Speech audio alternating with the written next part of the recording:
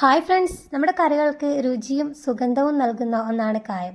കായത്തെക്കുറിച്ച് ഒരുപാട് തെറ്റിദ്ധാരണകളുണ്ട്. അപ്പോൾ അതാണ് ഞാൻ ഇന്നത്തെ വീഡിയോയിലൂടെ കാണിക്കാൻ വേണ്ടി പോകുന്നത് കേട്ടോ. ഈ വീടിൻ്റെ സൈഡിലായിട്ട് കാണപ്പെടുന്ന ഈ ഒരു ചെടി എല്ലാവർക്കും തന്നെ സുപരിചിതമായ ഒന്ന് തന്നെയാണ്. എന്നാൽ ഇത് കായത്തിൻ്റെ ചെടിയാണെന്ന് അധികം ആർക്കും അറിയത്തില്ല. കായമെന്ന് കേൾക്കുമ്പോൾ തന്നെ കറിക്കായം മാത്രമാണ് നമ്മുടെയൊക്കെ മനസ്സിലോടി വരിക. എന്നാൽ ഇതിൻ്റെ പേര് സോമനാഥി കായം എന്നാണ് കേട്ടോ. ഗന്ധരാജൻ കമ്പിമരം എന്നാണ് ഈ ചെടിയെ കേരളത്തിൽ അറിയപ്പെടുന്നത്. നമ്മുടെ കറികളിൽ ഉപയോഗിക്കുന്ന കായം ഇതാണെന്ന് പലരും തെറ്റിദ്ധരിക്കപ്പെടാറുണ്ട്. എന്നാൽ കറിക്ക് ഉപയോഗിക്കുന്ന കായവും സോമനാഥി കായവും രണ്ടും രണ്ടിനമാണ്. ഗാർഡീനിയ ഗുമിഫെറ എന്നാണ് ഇതിൻ്റെ ശാസ്ത്രീയ നാമം.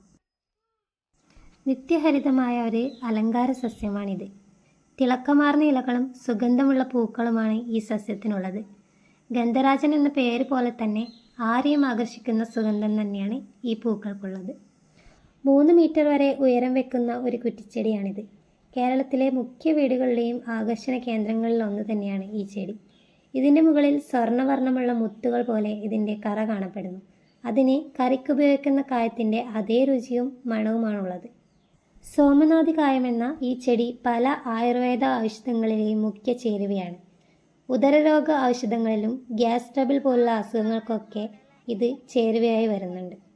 ഈ ഒരു ചെടിയിൽ നിന്ന് കുറച്ച് നമ്മൾ അധികം അടർത്തിയെടുത്തിട്ടുണ്ട് അതിൻ്റെ കറ, അതായത് സോമനാഥി കായം.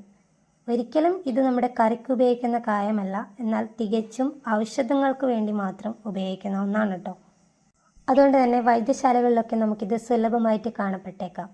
അപ്പോൾ ഗൈസ്, നിങ്ങൾ ഓർക്കുക, ഇതൊരിക്കലും കറിക്ക് ഉപയോഗിക്കുന്ന കായമല്ല. ഇനി കറിക്ക് ഉപയോഗിക്കുന്ന കായം ഏതാണെന്നുള്ളത് ഞാനിവിടെ പരിചയപ്പെടുത്താം.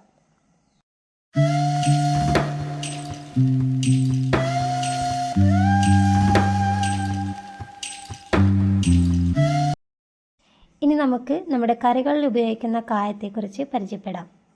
ഈ ഫോട്ടോയിൽ കാണുന്ന അസഫോറ്റിഡ എന്ന ഈ ചെടിയുടെ കറയിൽ നിന്നാണ് കായം ഉണ്ടാക്കിയെടുക്കുന്നത്.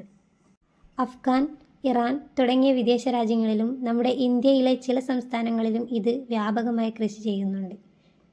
നമ്മുടെ നാട്ടിലെ റബ്ബർ ടാപ്പ് ചെയ്യുന്ന പോലെയാണ് കായം ഉണ്ടാക്കിയെടുക്കുന്നത്.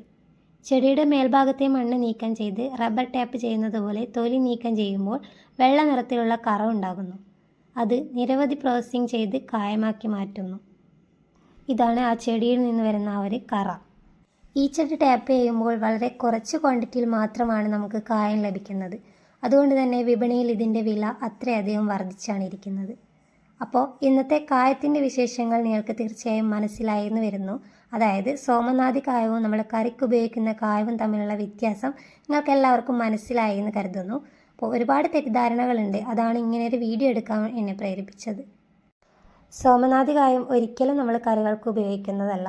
അതുകൊണ്ട് തന്നെ ഒരുപാട് തെറ്റിദ്ധാരണകളുണ്ട് തന്നെ. ഈ ഒരു വീഡിയോ നിങ്ങൾക്ക് യൂസ്ഫുൾ ആയെന്നുണ്ടെങ്കിൽ നിങ്ങൾ നിങ്ങളുടെ ഫ്രണ്ട്സിനും റിലേറ്റീവ്സിനും ഒക്കെ ഒന്ന് ഷെയർ ചെയ്ത് കൊടുത്ത് നമ്മളെ സപ്പോർട്ട് ചെയ്യുക. അപ്പോൾ പുതിയൊരു വീഡിയോയുമായിട്ട് വീണ്ടും വരാം. അതിനു മുന്നേ ഈ വീഡിയോ നിങ്ങൾക്ക് ഇഷ്ടമാണെന്നുണ്ടെങ്കിൽ തീർച്ചയായും ലൈക്ക് ചെയ്യാൻ മറക്കരുത്. പുതിയൊരു വീഡിയോയുമായിട്ട് വരാം. അതുവരേക്കും ബായ്.